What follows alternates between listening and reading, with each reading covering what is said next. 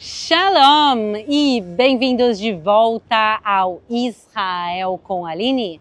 Hoje estamos em Cesareia Marítima, uma belíssima cidade à beira do mar Mediterrâneo, porém onde viveram alguns dos homens mais terríveis da Bíblia, como Pôncio Pilatos e o rei Herodes o Grande. Vamos conhecer as histórias bíblicas que aconteceram neste lugar e entender por que justamente aqui as portas do cristianismo se abrem a todas as nações.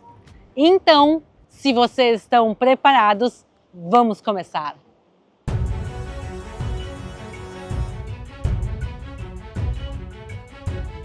Nos dias de hoje, há duas entradas para a Cesareia Marítima. Nós vamos agora juntos entrar pela entrada norte e por ela a gente cruza por esse portão enorme.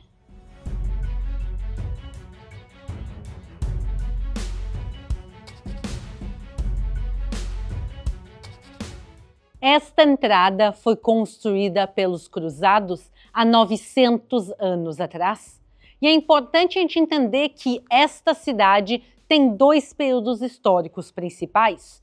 Um deles é o período romano, a época bíblica, os tempos de Jesus, há 2000 anos. E o outro período é o cruzado, que vamos agora começar a conhecer.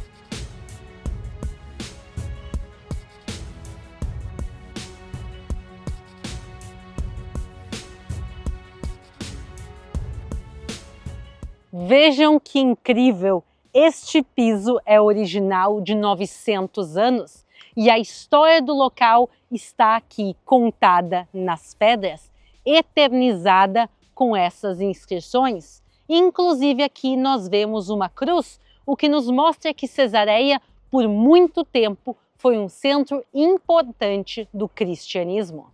O período cruzado é o segundo período cristão da terra de Israel. Ele começa no ano de 1099 e vai ser marcado por constantes batalhas entre cristãos e muçulmanos para ver quem realmente conseguia a hegemonia da terra de Israel. E pela maior parte de 200 anos, os cristãos venceram e realmente Israel funcionou como uma terra cristã com a construção de igrejas e cidades cristãs. Mas o período cruzado termina em 1291, quando os mamelucos expulsam os últimos cruzados da Terra Santa.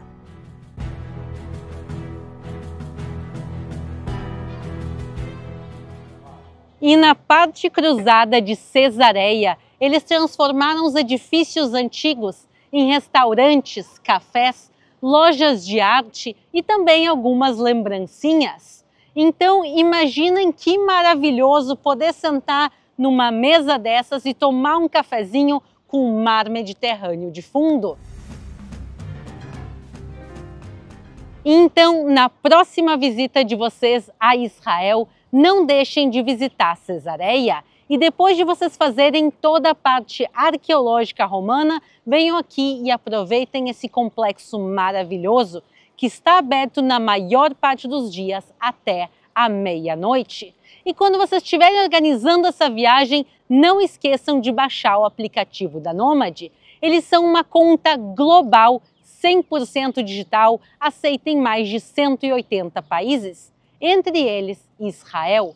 Assim vocês podem pagar em todos esses locais com muita facilidade e economia, porque eles não têm um IOF altíssimo como nos cartões de crédito, e o câmbio é no dólar comercial, que é o melhor do mercado. Assim vocês conseguem economizar até 10% nas compras de vocês em Israel. E se vocês baixarem o aplicativo e usarem o cupom ALINE para abrir a conta, vocês recebem até $20 de cashback na sua primeira remessa de câmbio. E assim vocês começam a viagem de vocês com o pé direito, porque a Nômade dá o lounge deles no Terminal 3 do Aeroporto Internacional de Guarulhos para começar a viagem muito bem.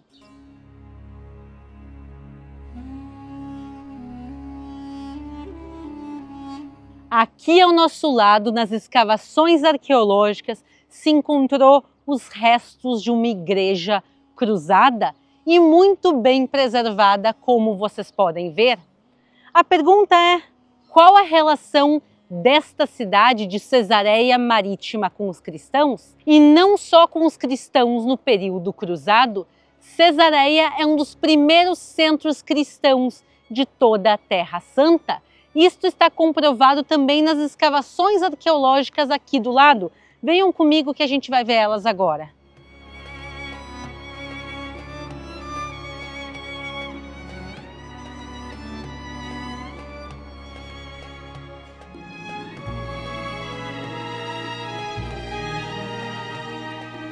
Aqui atrás se fizeram escavações arqueológicas e se encontraram os restos de um templo pagão em homenagem ao César Augusto e à deusa Roma.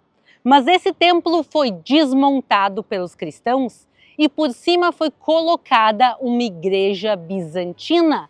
O período bizantino é o primeiro período cristão de toda a Terra Santa. Então, literalmente, haviam congregações aqui desde o primeiro período. E agora, mais uma vez, por que os cristãos tinham uma conexão tão forte com Cesareia? Porque aqui passaram histórias bíblicas importantíssimas e nós vamos agora juntos ver onde elas aconteceram.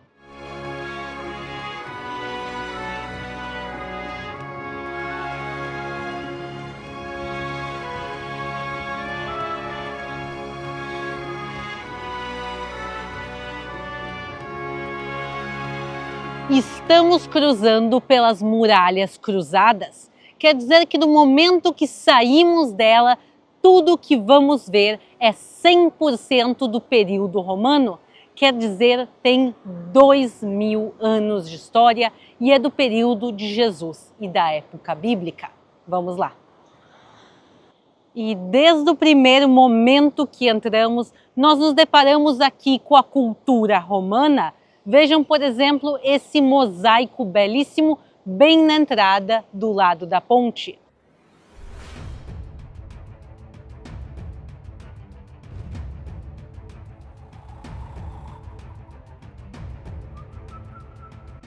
O rei Herodes amplia Cesareia e transforma ela nessa cidade gigantesca com um objetivo muito claro, de esta ser a capital pagã de toda a Judéia.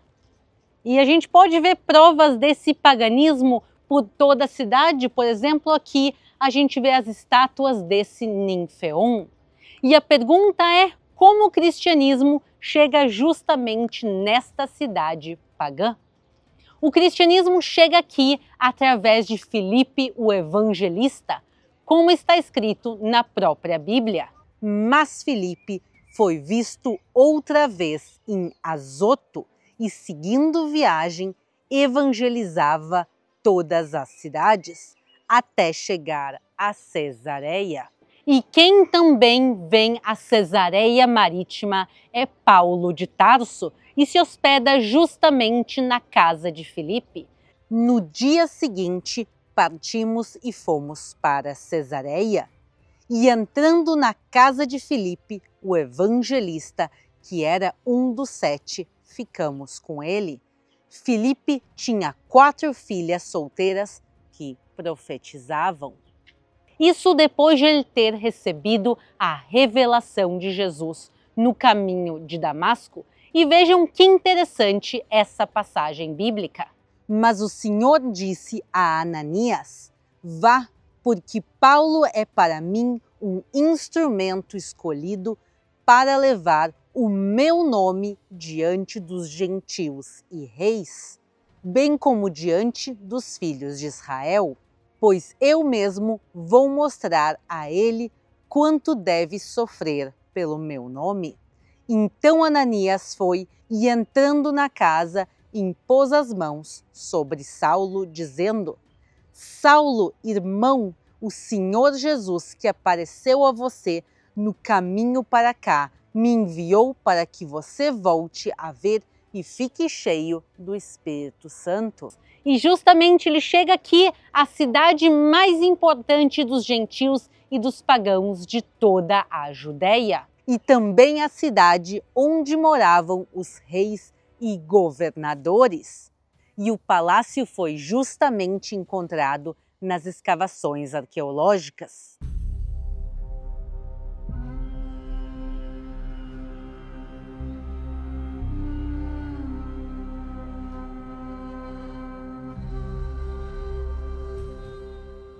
Estamos agora entrando no Palácio Real de Cesareia e bem na entrada, de um lado e de outro, vemos duas torres. Aqui haviam torres altíssimas de proteção, já que aqui dentro ficavam os reis e os governadores da Judéia, entre eles alguns que nós conhecemos da Bíblia. Este palácio foi construído pelo rei Herodes o Grande. Nós conhecemos ele da Bíblia numa passagem terrível, pois ele governava toda a Judéia quando Jesus nasce. E ele ordena matar todas as crianças de até 2 anos da cidade de Belém e de todas as redondezas. Depois que ele morre, quem assume o trono da Judéia é o seu filho Herodes Arquelaus. Mas ele vai reinar por pouco tempo. E então os romanos tiram Herodes Arquelaus do poder e colocam romanos pagãos a governar a Judéia. E o primeiro se chamava Copônios, e ele transfere a capital de Jerusalém para Cesareia. E então este palácio se transforma na residência oficial dos governadores romanos pagãos da Judéia. Entre eles, um governador que assume no ano de 26 depois de Cristo, que se chamava Pôncio Pilatos. Sim, o Pôncio Pilatos que nós conhecemos da Bíblia, ele morou neste palácio, exatamente aqui. Ele não queria morar em Jerusalém, já que era uma cidade judaica. Ele sim queria viver aqui, nesta cidade pagã. E ele subia a Jerusalém somente em datas especiais. Por exemplo, na Páscoa judaica, ele não sobe para celebrar a festa, já que ele não era judeu. Ele sobe para vigiar os judeus, já que ele tinha medo de uma grande rebelião judaica. E justamente nesta semana, Jesus sobe a Jerusalém e então é condenado à morte por crucificação nas mãos de Pôncio Pilatos. Vejam quantas pessoas terríveis moraram nesse local. Herodes o Grande, Pôncio Pilatos e também no ano de 52 depois de Cristo, quem se muda para cá é Marco Antônio Félix. E ele conhecemos pela passagem do livro de Atos, já que foi o governador que ordena prender Paulo. E por muitos anos se acreditou que aqui em volta ou próximo do palácio ficava a prisão onde Paulo esteve por 2 anos, mas ninguém tinha certeza se realmente era aqui e onde exatamente ela ficava. Até 1 ano atrás, no ano passado, se começou a fazer escavações arqueológicas e vejam o que se encontrou aqui.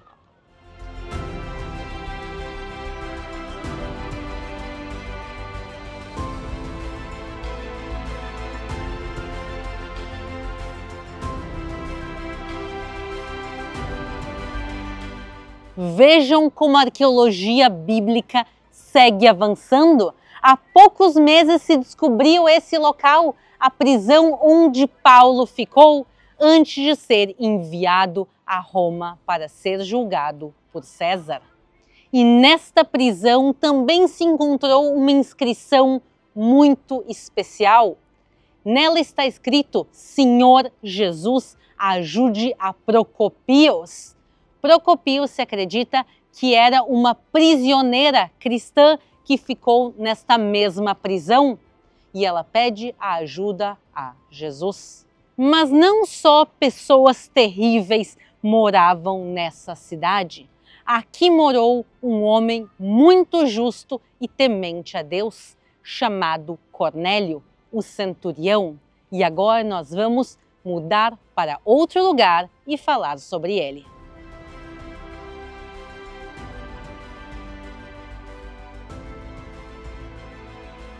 Cesareia Marítima é hoje em dia um parque arqueológico e as escavações aqui começaram nos anos de 1950.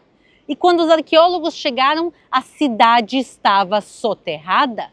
O nível era aqui em cima. Esta é justamente uma pequena porção que eles não escavaram. E vejam que fascinante, que incrível é essa parede. Vejam a quantidade de arqueologia que há aqui. Quanto mais baixo é mais antigo, então o nível mais baixo é de 2000 anos e a gente vai subindo e chegando em outros períodos históricos. Mas vejam que impressionante, eu fico sem palavras de ver a quantidade de cerâmicas e de achados arqueológicos que há nesse pedacinho. Então imaginem quanta arqueologia se encontrou aqui nesses anos de escavação quando todo esse parque gigantesco foi redescoberto. E mesmo sem precisar retirar esses pedaços de cerâmica do local, a gente consegue identificar aqui bastante coisa. Por exemplo, há pedaços de cerâmica que eles são escuros do lado de fora, como este e este. Eles são escuros pelo lado de fora porque provavelmente eram parte de panelas ou de utensílios de cozinha que iam sobre o fogo. Então a parte de fora ela fica escura e a parte de dentro ela continua vermelha. Então aqui nós vemos então utensílios de comida, nós vemos também aqui pedaços de carvão e pedaços de mármore, como este aqui. O mármore é parte das construções colossais do próprio rei Herodes. Então, nesse pequeno pedaço de terra, tem muita história ainda para ser escavada.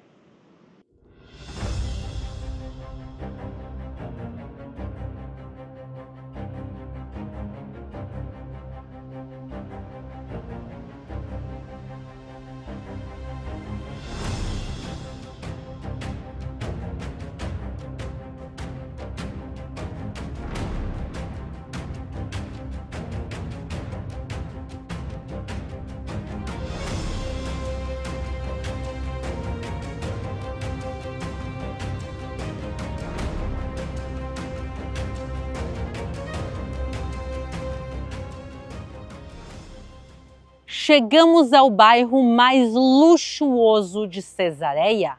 Aqui é onde a elite da cidade vivia no período romano. E eles viviam, pessoal, muito bem, com todo o luxo da época. Um exemplo é esta casa de banho. Isto é o que nós chamaríamos, talvez, nos dias de hoje, de um spa.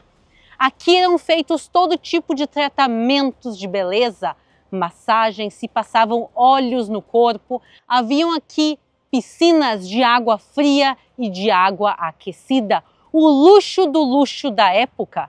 Vejam os pisos, a perfeição deles. E não só isso, vejam o material. Isso aqui, pessoal, é mármore e não existe mármore naturalmente na terra de Israel. Estas colunas foram trazidas inteiras desde a Grécia ou desde a Turquia.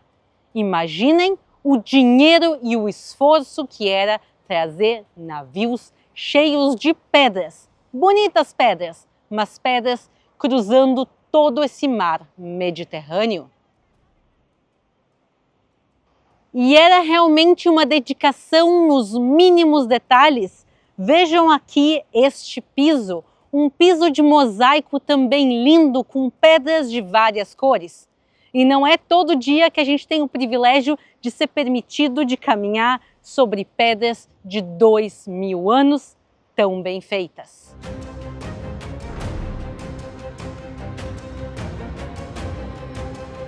E então, ao lado dessa casa de banho luxuosa, desse local tão romano, havia um bairro de classe A, um local onde as pessoas ricas e importantes da cidade moravam.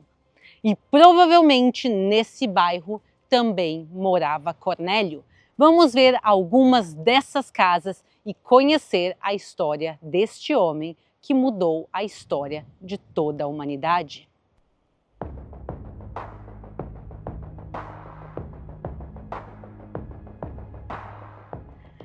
Vejam que mais uma vez nós estamos caminhando em um piso original e ao nosso lado várias construções, entre elas casas. Nós acreditamos que em algum local por aqui morava o centurião Cornélio. Ele tinha um posto importante dentro do exército romano e, apesar disso, ele tinha muita fé em Deus. E um dia, estando na sua casa, ele teve uma visão. Em Cesareia morava um homem chamado Cornélio, que era centurião de uma companhia do exército chamada Italiana. Era piedoso e temente a Deus com toda a sua casa, fazendo muitas esmolas ao povo e orando sempre a Deus. Um dia, por volta das 3 horas da tarde, durante uma visão, este homem viu claramente um anjo de Deus que se aproximou dele e lhe disse: Cornélio. Este, fixando nele os olhos e possuído de temor, perguntou: O que é, Senhor? E o anjo lhe disse: As suas orações e as suas esmolas subiram para a memória diante de Deus. Agora envie mensageiros a Jope e mande chamar Simão, que também é chamado de Pedro. E justamente nesse mesmo tempo, Pedro também recebe uma visão de Deus, como a Bíblia nos conta. Pedro subiu ao terraço por volta do meio-dia a fim de orar.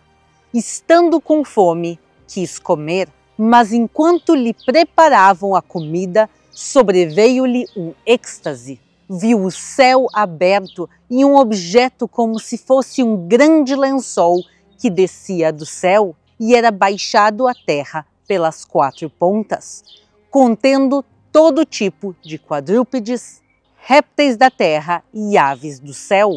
E ouviu-se uma voz que se dirigia a ele: Levante-se, Pedro, mate e coma. Mas Pedro respondeu: De modo nenhum, Senhor, porque nunca comi nada que fosse impuro ou imundo. Pela segunda vez a voz lhe falou: Não considere impuro aquilo que Deus purificou. Isso aconteceu 3 vezes e em seguida aquele objeto foi levado de volta para o céu. Enquanto Pedro estava perplexo sobre qual seria o significado da visão, eis que os homens enviados por Cornélio, tendo perguntado pela casa de Simão, pararam junto à porta. E quando Pedro chega aqui, a primeira coisa que ele faz é entrar na casa de Cornélio e sentar-se a comer com ele, o que era uma coisa chocante para a época, já que gentios e judeus não comiam juntos. Os judeus têm uma série de restrições alimentares. E aí Pedro começa a entender o que a visão realmente estava enviando a ele. Havia, obviamente, uma questão alimentar que, tirando essas barreiras que separavam os povos, as pessoas podiam se aproximar, sentar juntos, comer juntos e conversar. Mas principalmente a mensagem que ele recebe é que o evangelho deveria ser levado a toda criatura e a todas as pessoas. Isso incluía também os romanos pagãos aqui de Cesareia. E eu acho realmente lindo o que Pedro diz a Cornélio.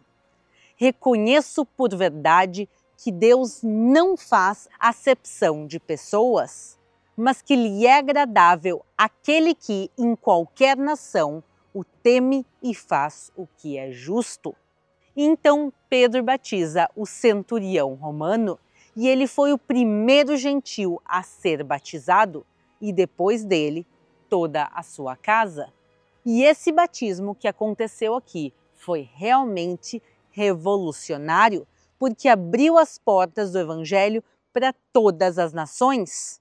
E através desse exemplo, os outros cristãos e discípulos de Jesus começaram a pregar e batizar a vários povos.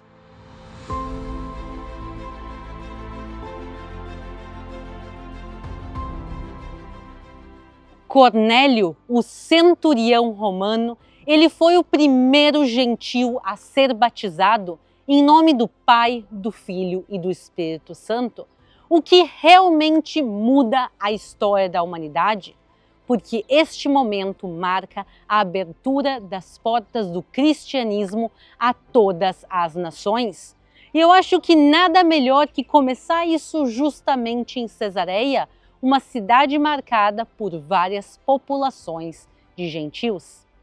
E o evangelho que começa aqui na Terra Santa, entre os judeus, os samaritanos com Filipe e também os gentios aqui em Cesareia, vai se espalhando, se espalhando, se espalhando e dessa maneira chega aos 4 cantos do mundo.